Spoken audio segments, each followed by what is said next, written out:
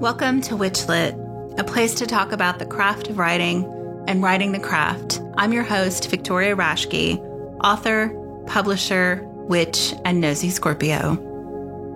Witchlit is brought to you by Thousand Volt Press, a family-owned independent publisher established to produce the books we want to see in the world. Titles including Changing Paths by Yvonne Abarrow, Conjuring the Commonplace by Lane Fuller and Corey Thomas Hutchison, and my latest book, Verona Green, can be purchased directly from thousandvoltpress.com or wherever you buy books.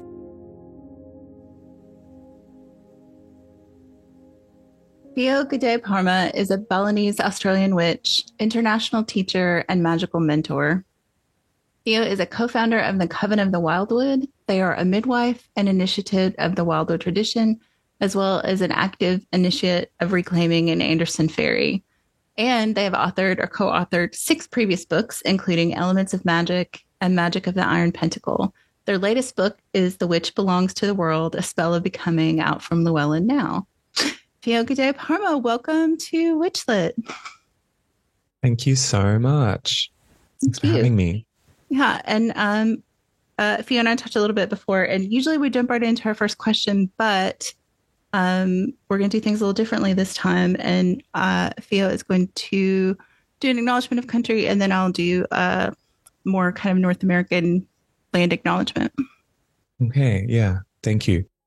So first, what I do is I turn up to my breath, and I'm aware that I'm breathing, and I consider how I'm being breathed by the place. Being breathed by what here in so-called Australia we call country, which is more than just like the way people think of land or resources or rivers or sky. It's the deep, poignant interconnection of all of this, especially for First Nations peoples whose land I live in, whose stolen, occupied land I live in. I live in the Gadigal and Bidjigal. I live in Gadigal and Bidjigal country. Right now, the whales are coming back down from carving up in the Great Barrier Reef. I remember them and how they sing the song lines of the ocean. I remember right now, especially right now, I remember Indigenous peoples everywhere. And I hope that in every little thing I think and do and say that I can be ever more in solidarity with their resistance to colonization and empire, and to justice and truth and treaty, especially recently here, where the vast population of Australian citizens voted no in a referendum to include First Peoples in our illegitimate, in my opinion, constitution, and to establish an Indigenous voice to our parliament. So that last weekend was shut down, which is devastating. I acknowledge the elders past and present. And I acknowledge all the old people, all the spirits of country who form its sanctity. Thank you. And I wanted to add that I live and record this podcast on Tamian Nation unceded land, as well as the historical land of the Ohlone. Both tribes are recognized by the state of California. Both tribes are not recognized by the United States government, which they are currently working on. And both tribes offer an opportunity and I think an obligation to pay rent for those of us who live here through their websites. And if you go to native-land.ca, you can find out in North America where you live and see if your local tribe also offers that opportunity. Fio, thank you so much for that. Yeah. So I thoroughly enjoyed your book, and unfortunately I did not get to do the thing that you suggested, to let it marinate in between reading sessions. I had to kind of power through so I could have it finished for our talk today, but I'm looking forward to spending more time with it. But our first question, before we jump into all of that, for everyone, I think especially now, and I usually talk about this in terms of like current media, but maybe now in terms of like everything going on in the world, why still write books? I asked that question while I was writing this book. I guess for me, if I think about me, I couldn't not do it. And I actually ummed and ahed about this particular project for years. And I thought a lot of self-deprecating thoughts, which maybe a lot of writers feel, which is like, why? And also, why would anyone care? And other people have written lots of books. Why me? Why this book now? Like, I was like going through it. And then I had a reading from an astrologer friend of mine who was like, you need to write a book this year or you'll never do it. It's the book that you've been thinking of. And I was like, yes, okay. So I guess I'm trying to say that I did it because I'm a witch who exists in a world where I still feel inspiration and where I still feel, and I'm a witch who writes, and I still feel a sense of pressure from the spirits. And I still feel a sense of internalized pressure from maybe even promises I made in the past. And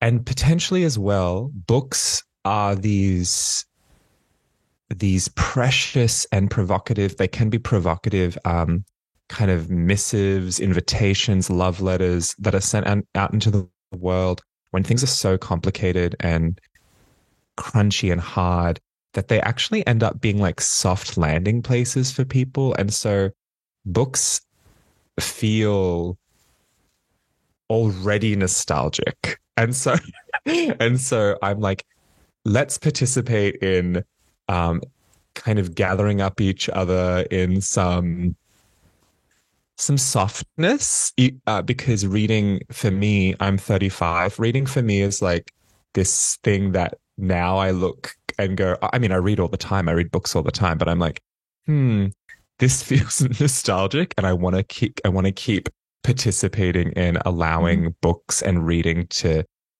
not feel so nostalgic and for it to feel more relevant.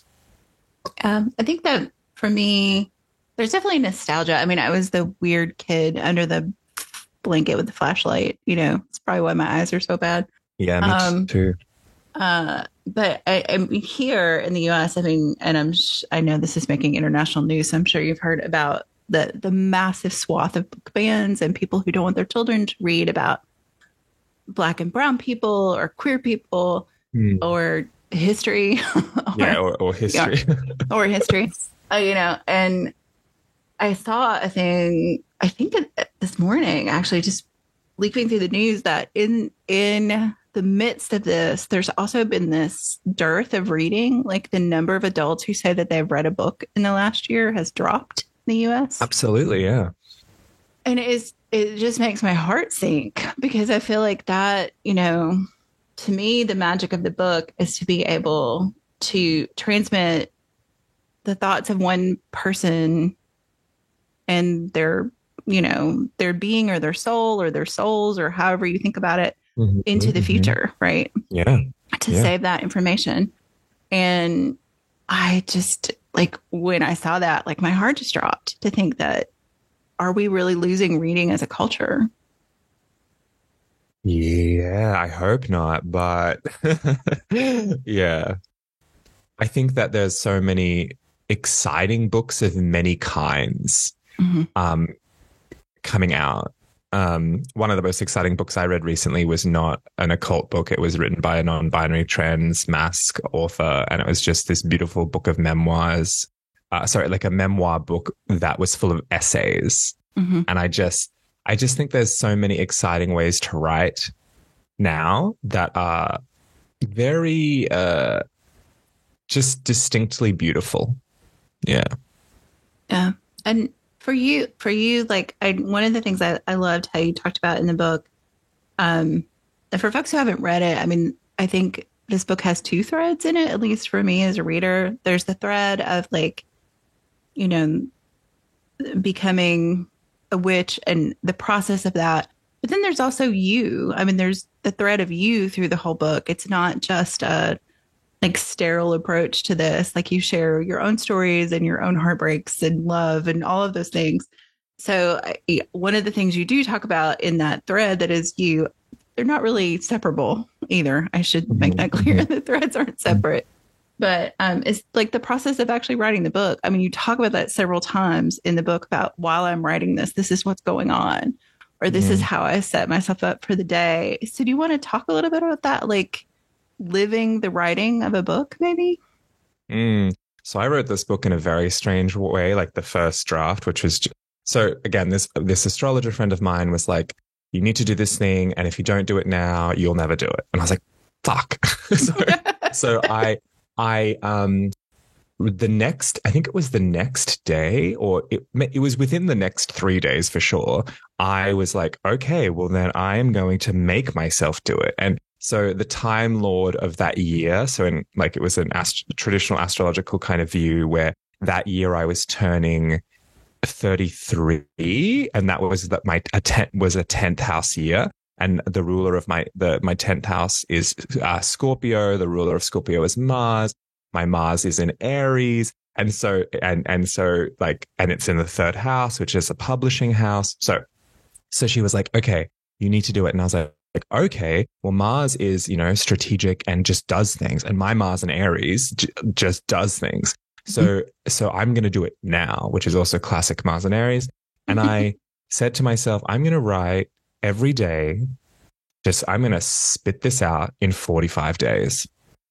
And I did. And I sat down every night and I made myself, which is like, it was kind of intense. I made myself write between 1,000 to 2,000 words a night. It was during a time in which I was, my partner and I at the time in this very apartment, we were in lockdown. It was like 2021. And yeah, I just wrote it out, and it was like, very raw. And I had to go through multiple drafts as you do. But that first 45 days was like quite exhilarating, but also because I promised and I swore it on certain relationships with certain gods, I was also annoyed because I had to do it. And so like, it would be like 2 a.m. I'm a bit of a night owl. It would be 2 a.m. and I would be still up and I'd be like, oh, I better go write. But because I often leave things until the night. Mm-hmm. I was also born at night. That makes sense too. Like I just kind of leave things till then. Anyway, it was really beautiful to come to this exact table or over behind me and just be like either standing or sitting, aligning my souls, and then maybe lighting some candles in some shrines and praying for inspiration and then just doing it. And that's the other thing. I have a dear friend, Jane Meredith, who I teach with, write books with, edit books with. And she once said to me, Theo, hairdressers can't just decide, we could argue that hairdressers are people who are artists, they are. And they can't just decide that they can't go to work one day because they're not inspired. They actually just have to go. And if you're a writer, sometimes you just have to go to the desk. You just have to go to your computer. You just have to go to your book and you just have to write. And so I took a leaf out of Jane Meredith's kind of book of life and I did that. Yeah, it's very different. Is it different? Like, I actually can't recall. I wrote my first book when I was 16, 17, and it came out in 2009. So there was definitely some years between that. But I kind of probably wrote that in a similar way in bursts, but over months. Like, yeah, so I don't know. That's kind of how I did this. Yeah. Jane has been on the show, and I so enjoyed talking with her. So folks who've listened from, the get-go will have gotten some lovely advice from Jane as well. I when you said, I wrote my first book when I was 16 or 17, and I think, okay, so in common terms, we would call that like a prodigy thing to do, to write a book so early. And I think there's been a lot of conversation about, and I think this centers around like the social media-ness of like witchcraft and magic right now. But there's a lot of people who come immediately to this path and they're a teacher. There's like no step between opening the door and then telling someone else what to do or trying to instruct someone else what to do. So looking back on like that work you did at 16, like how do you process that, like your own arc from that time? I like many people. I don't think this is unusual. Who is a witch now? I knew really well. I can only speak for myself. My experience was when I was 11, I knew I was a witch. It kind of just dawned on me in a way. It wasn't without context, but it did kind of just dawn on me, and I just went for it. And anyone who knows me in my personal life knows that when I go for something, I just go for it. And so I just became obsessed. I still am. And I fully dove in, and I knew it was me. Like everything I was reading, I read anything and everything, fiction or nonfiction, that had anything to do with witches. I was trying to find my witchcraft. And so part of that for me as a kid who wrote a lot was writing. So I would write and write and write and write in books, and like I wouldn't listen to most of my teachers in high school. Like I'd be like writing while they were talking. I still somehow managed to get good grades and things, but I was just like just writing all the time. Reading witchcraft books under the desk. At a certain point, my teachers would check me in year 9 and 10, but in year 11 and 12, I did pretty much not care anymore about like what I was learning in high school, because I was quite sure of where I was going. And I mean, it's true. That's where I went. I knew I wanted to write books about the craft. I knew I wanted to be deeply involved, not just on my own and with the spirits, but with the interconnected movements. And I became very involved. I became involved in interfaith for a while too, with Parliaments of the World Religions. I was briefly involved for a few years with the Church of All Worlds, But for me, I look back on that time and I realized what I was doing was I was working it out. Like the book that I wrote back then, it's out of print now as of a few years ago, but it was called Spirited Taking Paganism Beyond the Circle. And it ended up winning the Coalition of Visionary Resources Award that year. And it was a book that when I have looked at it again as this person, I was like, I go, oh my God, Theo, like you did good. like it's a book that surprises me to this day. Like I read pieces of it. I can't bring myself to read the whole thing. I kind of can't bring myself to read any of my whole books, but maybe that's normal. But I'll like open to things and I'll read 3 pages of something and I'm like, wow, holy shit. Okay. So I guess I look back at that book and think, wow, you really became a writer then. And I'm pretty proud of that teenager. I was very serious. I still am serious. I was probably more serious then. I think I'm more playful now.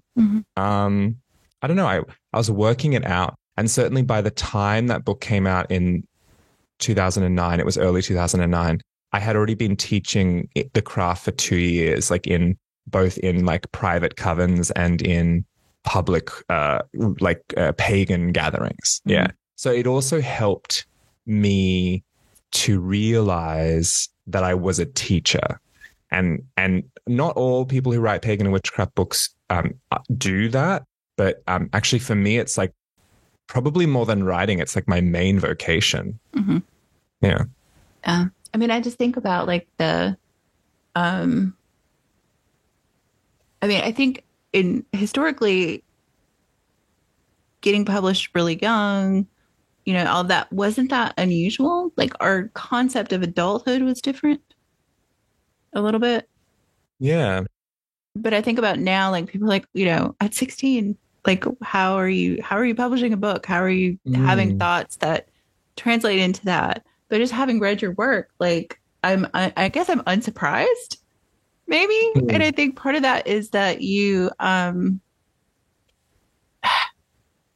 there's not a great word that I can think of, at least in English. I'm sure some other language has the perfect word, but it's like when I read your work, it's just you talking. I don't know how to describe it. Embodied is not the right word, right? Yeah. It's you're definitely teaching as you write, but I think you're also like, one of the things I was thinking the whole time I was reading the most recent book is that you're weaving. Like that was just the thing that came to mind over and over again. It's like, yes, it's almost like weaving the reader into the tapestry that you've already created. Yes. And it's remarkable. I mean, it's not really a question, it's just a comment. Yeah.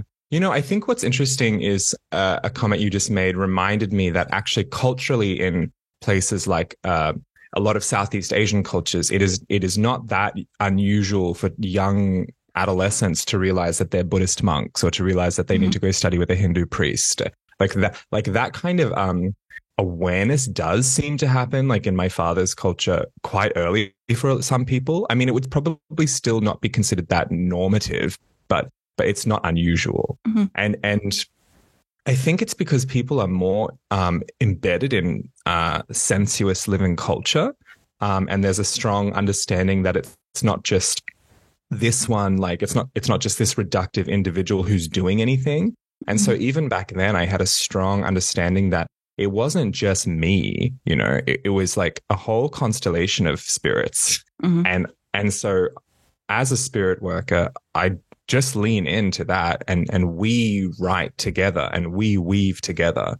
And so when I write, I often allow, it's not even exactly like I'm doing transpossession, which is a practice I have, but like it's that I'm allowing a whole kind of collective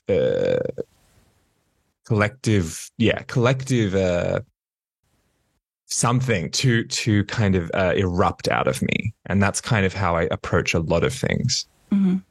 It's funny you describe that. I've described writing, as I write fiction, that writing it is like channeling. Because I feel like, I was like, well, and I think there's always that question, how do novelists come up with these whole stories? And I was like, sure. I don't know that I invent it. I mean, it depends on how you look at it, but I always feel like I'm just the conduit to tell this story. Yeah. Almost. And it's not, I don't know what's going to happen, like any more than anybody reading. Like until I get to the end, I don't know what it's going to be. So. Yeah. I think I think there are definitely different ways of thinking and approaching writing nonfiction, but I think I'm not so much holding this like standard binary either between fiction and nonfiction in terms of the style of writing it. And I'm often like, I feel like I'm writing nonfiction like that, like what you just said. Yeah, I saw this recently, and again, the source amnesia of living in the 21st century. It's like basically I'm no longer delineating between fiction and nonfiction. One of them is learning through story and one of them is learning through information. Yeah. And I was like, yeah, okay. Because I do think about like the work that, I mean, I think people pick up nonfiction books because they want to incorporate that information somehow in their life. They want to learn how to do something. They want to know more about something. But I think a lot of people who read fiction have the same goal. Yes. And even if they don't have it, fiction tells you about other people's lives. Yes. And then you learn that way. I think it develops our empathy. It does so many of those things too. So yeah. One day I would like to write like a novel. It's like I feel like that's more for some reason, I'm like, that's for when I'm 50 and 60. I hope I live to that age. Yeah, I'll have yarns to tell. Yeah. Well, I'll look forward in my 80s to reading your books. To reading your novels as well. So for you, like as a reader, like when you like what draws you to a book as a reader? Yeah, okay. So is this truth time? I was like you, that kid who read constantly under the covers. I'm one of those people who can read in a car or like a moving. I'm so jealous. I'm that person. So I did a lot, like we grew up doing a lot of long drives as you do in a continent like Australia. And I just read. And mainly this kind of goes back to this obsession. I would read nonfiction occult witch books.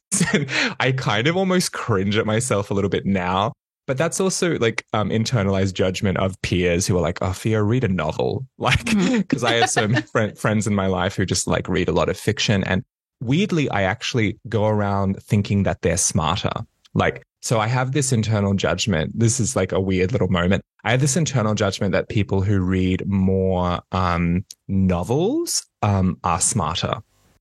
And that people like me who read more nonfiction are kind of like just a little bit weird, like and odd. And so I have that internalized judgment, which I'm aware of. That's not a new revelation. But lately I've been noticing that I'm more. I like to reread. I like to reread books. Like the other day, I went to 14 hours from here into the desert.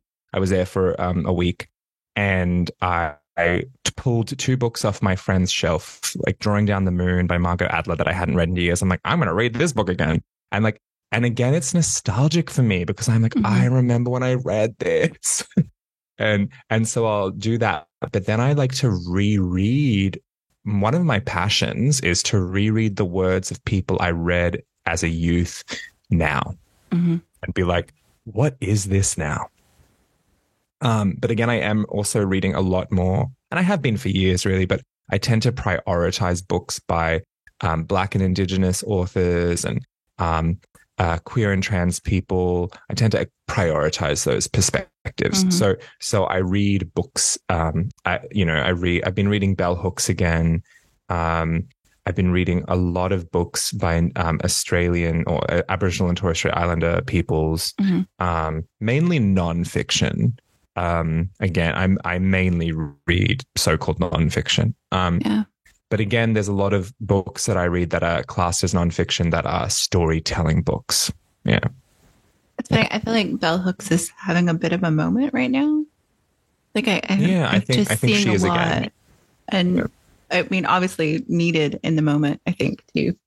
But yeah, I have been, I don't know. I think, I reread, even though I think about it all the time, like, I always joke that your TV Red pal is still going to exist when you die.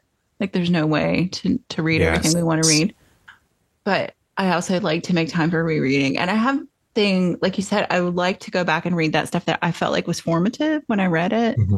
And a lot of those are novels for me too, but there's a lot of nonfiction in that. And then I have like comfort reads for when my brain is just cooked. And like, I just need to go somewhere I've been that I feel safe. Yeah. Do you have comfort reads too? They have their nonfiction books. I know that. I mean, I think that's great. Yeah. Okay, great. Yeah, I do have comfort reads, and they're like these books that I'm looking at right now on my shelf that are like books that I got out from the Toowoomba City Library when I was like 11, 12, 13, and 14 on witchcraft. And they're books that I then went and sought out to buy, and they're really rare now. Like sometimes I look at this shelf and I'm like, and I've checked at how much some of these books are, and I'm like, oh my, I am never giving this book up. Yeah, I have a couple of those that at the time, I may have paid like $2 for it. Now, like you can't get it for love nor money. And you're like, so one of mine is Witch Amongst Us by Lois Bourne. I think I have all of Lois Bourne's books. They are very hard to find. And it was just one of the first books I ever read. And weirdly, not weirdly, Lois Bourne was actually one of like the Bricketwood Coven's first high priestesses and like a Gardnerian, which is not a tradition. I have an intellectual fascination with all witchcraft. So I have a lot of intellectual like understand, like I can talk Wicca history with people as far as I can. Obviously, there's lots probably that I don't know. But yeah, Lois Bourne, there's a lot one could critique her for, but there's something comfy about her books for me. Do you think having read, like from reading this book, like you talk about a lot of authors like Lois Bourne and Paul Hewson, and I'm never sure how to say his name properly. Like some of these older writers that I think for a lot of folks, so I'm 50. So a lot of folks my age. What? Oh. you look 35. Oh, thank you. I'm just genuinely shocked. I can only chalk it up to being a goth girl and good cheese. Okay. Like I don't know what else to chalk it up to. Holy mother. But like I think a lot of people my age who came to witchcraft in their teens, like I came like 18, 19, right? And it was like Yeah. Scott Cunningham and Mm. that group of people like kind of, but I feel like the books that you got to first were really books that were Mm. written kind of before Cunningham. Yes, they were. And I'm fascinated by that. And do you think it's like changed your perspective on things? Because I think the door you walk Yes. through is always part of your lens, right? Totally. It totally did. Like I think I've even commented on that before to people. Like the books that like I remember being on forums back then and they were like, read, I was like, they were like, read Wicca, A Guide for the Solitary Practitioner and The Spiral Dance. I did not read either of those books until I was like 17. And so I had been furiously, repeatedly reading these other books by Doreen Valiente, by Paul Hewson, by Lois Bourne, by the Farrers. And so I had this like strong desire for especially what I could pick through. Like I would probably class like Gardnerian and Alexandrian Wicca as forms of traditional craft, absolutely. But there was this other thread I could see even those authors were talking about. They would constantly reference, not constantly, they would sometimes consistently reference all those authors, traditional witches, as if they were something else. Even then, Lois Bourne even talks about becoming this witch would attend the coven she was in, and later she revealed herself to be from another group, and they were there checking out Gardner, which is a common story that a lot of the early Gardnerian high priestesses have. Every single published Gardnerian high priestess will always talk about another witch lineage, another witch group. They even kind of base some of their legitimacy on that connection. And so I was always like hunting that. I was like, what is that? Because some of the ways in which I didn't necessarily, well, there was a part of me that probably went, oh, that's older and more authentic. Of course, I'm not going to deny that. I mean, I think, it's just kind of wired into the suit, right? Yeah. But there's this other part that the pieces that were connected to those witches, they sung to me more. They sung to me more than knives and chalices. They sung to me more than this idea of like being naked in a circle. Like I was like, oh, that's interesting. They sung to me more than a high priest and a high priestess and a kind of goddess of fertility and they just sung to me more than that. And because even those authors were making those statements, they were like, this is different. This is different. And I was like, well, what is that? Because that sings to me. So so it definitely did color my lens, and I hunted that. I found it.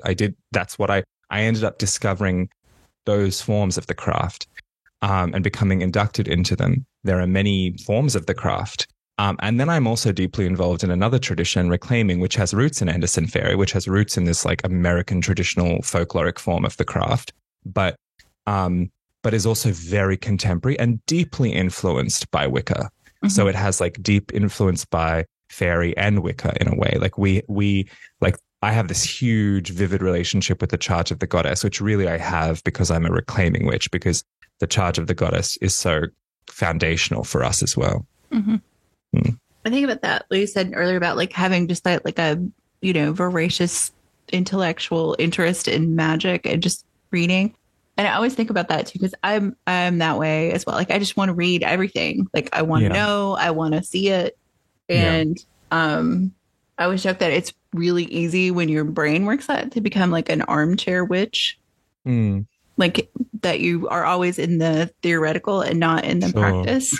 So how do you bridge that for yourself? How did I guess it was also like back to this obsession thing, because I knew that it wasn't just reading. Like I was like, well, I am a witch, and thus I will do witchcraft. Like, and so I actually don't know how to answer that really properly or methodically, because I'm like, well, I was just doing it. Like I would be like, okay, book, the book says this, I'm going to try it. And then I would put the book away and I would start to just figure it out. And learn directly from the spirits, learn through a lot of trial and error, learn from folklore. Like I was also that kid who was listening to these older authors going, read nursery rhymes, look into folklore and myth, because that's what they were all saying. And so I would. And I would ask questions of my family and the things they kind of like the folklore they knew about. And I guess also because I was already in a family that practiced spirit work and divination and mediumship and transposition, it was very easy to go, well, that's how that looks.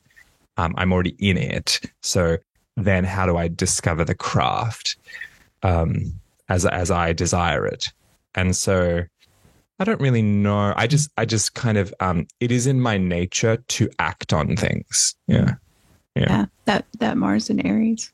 Yeah. Mars and Aries, also Moon and Scorpio. Oh, like me too. It's like deep, like just act on it, like get into it. Yeah. Well, and I think for me, and I've talked about this some on the show, and I've talked about this with people who know me, is there was this like gate in my brain about like legitimacy, about my writing, about witchcraft, about everything like this, what is real and what is just, me pretending, kind of like you said, like, who am I to do this? Like, who am I to do this thing? And then weirdly, the thing that unlocked the gate for me was cooking.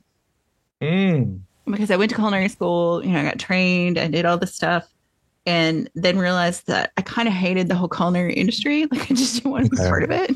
Yeah. And I was like, but why am I drawn to this? And it wasn't because I wanted to recreate these things. It was because I wanted to like take all of these things and make them mine.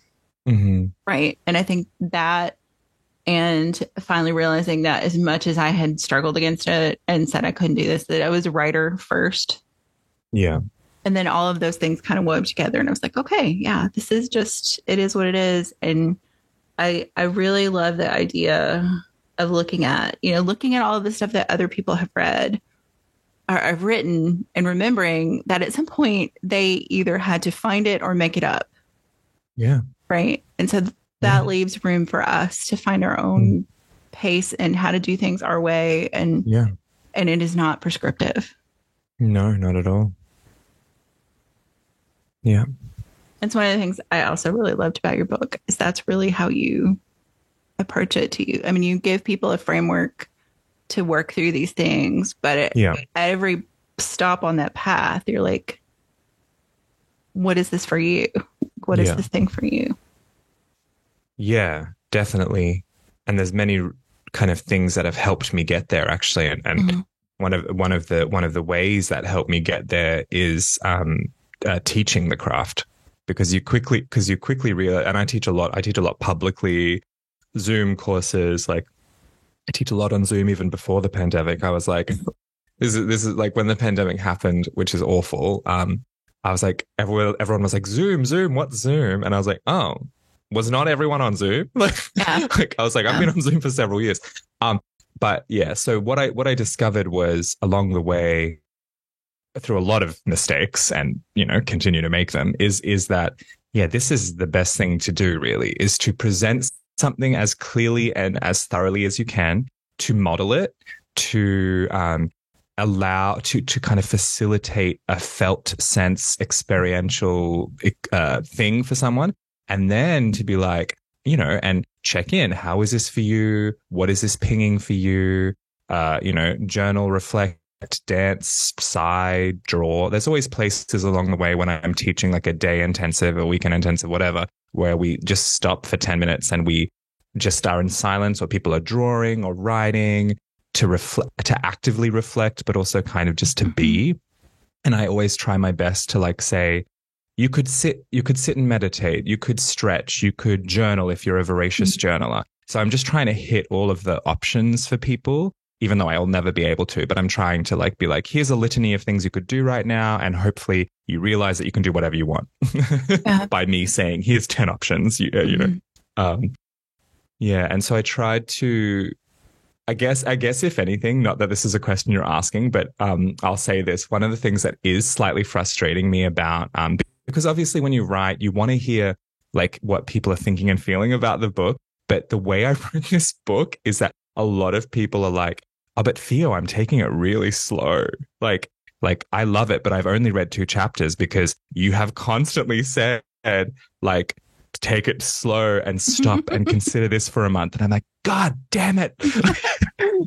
I, and so, but I love that people are taking it so seriously. Like, I've already heard back from a number of people going, oh, I'm doing this with my coven over the next year. And one of the things, there are people who've read the book, obviously, but so one of the things that I heard recently from someone who I think is in her 50s, maybe she's in her 60s, witches are often looking very young. She said to me, actually, she didn't say it to me. She wrote a review and I read it. And then and because I kind of know her through community, I was like, she lives in Texas. Anyway, she basically wrote this amazing long review that was like, oh my God, you get it. I was like, you get it. And then she was like, I have basically just questioned everything I knew about witchcraft. And I was like, whoa, like that is such a compliment. And I feel like that is so why I wrote this book, not to make people like doubt their practice at all, but to be like, there are living histories that are mythopoetic, but just as impactful on the day-to-day reality of things that people often miss out on or sideline or dismiss. One of those things is the witch blood. That can really, if we're not looking at that in like a more mythopoetic way, which I really try to establish in this book, it can be a horrible thing to think about. Mm-hmm. But, people can go all strange places, which people do. But I'm one of those people that likes to not throw the baby out with the bathwater. Like, I'm like, no, there's stuff here. Mm-hmm. There's a lot of rich stuff here. And the other thing is that it is also an established idea in a lot of traditional craft. So like, why is that? Like, let's get into mm-hmm. that. And also the fallen angels and how that's linked. Why is that an established idea as well? And so I've gone on my own journeys with a lot of this, but it's not that my conclusions, if they are conclusions at all, are actually just mine. They are not just mine. So the idea even of like the angels who fell in love, that's not unique to me. Like, I think I say that in there as well, but mm-hmm. It's like, I kind of try to extend it into, well, how does this relate to your heart or heartbreak? Or how does this relate to, the idea that you are like an animal that has passion? Like, how does that relate to that? Yeah. Because I just don't want like to have any kind of, I basically am so passionate about the craft being alive for people. Well, I think that's important. And I love that you said that, because I think it is easy to look at things, we're at whatever age you're at. If you've been doing something for a while, that you kind of set this pattern, right? And you have these ideas like, this is, I have found the craft. This is my thing. And I really love the idea that we continue to evolve, that our craft continues to evolve as long as we are here breathing. And maybe after we're not breathing. I also like to think about that. But, yeah. But that it isn't set in amber. Like, it should be alive. It should grow and change and incorporate new information and all of that stuff too. So I love that that's like at the basis of this book, basically. Mm-hmm. Yeah. Awesome. So unfortunately, Fiona and I both have a time thing today. Mm. So, Fiona, before we do our last little game of chance question, which our, Scorpio moon hearts hopefully will love, I want to give you an opportunity to kind of talk about what's coming up. This will air in January, February. So, like, what's up for you in 2024? Where can people find you? Like, all that good stuff. Plug away. Yeah, so, I mean, 2024 is already looking like one of those years that I'm going to have to catch up with myself. But I have 2 books coming out.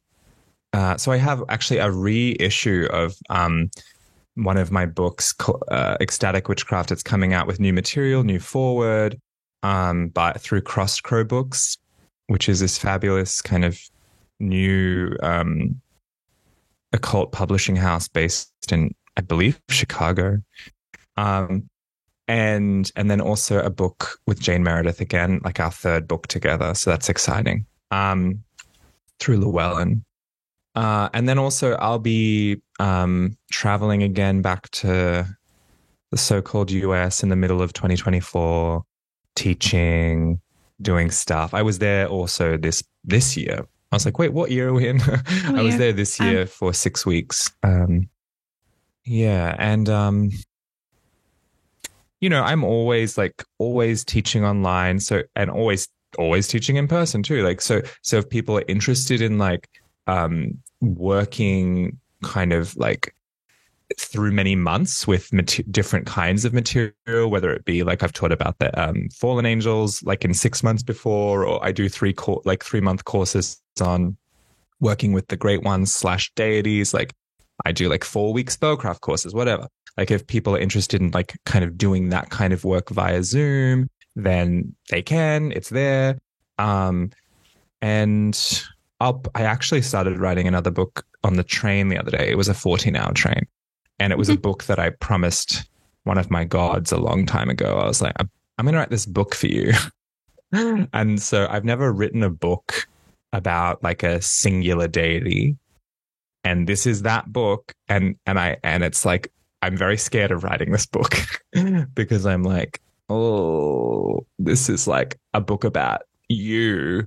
But of course it will be about my relationship with her. But it's also going to be, there's a lot to say historically about her. So I'll be doing that. Hopefully, I hope I can do that. Yeah, that's some of it. That's a lot. Yeah. You're a very busy person. Yeah, apparently.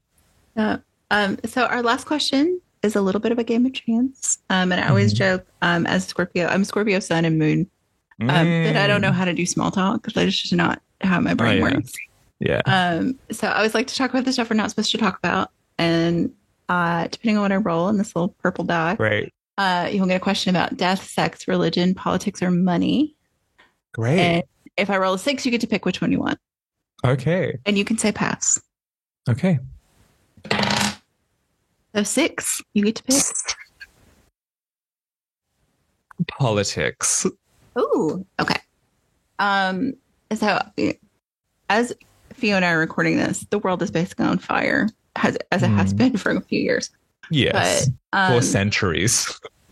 Yeah, I think like for me, I think a lot about what is the political responsibility of a witch.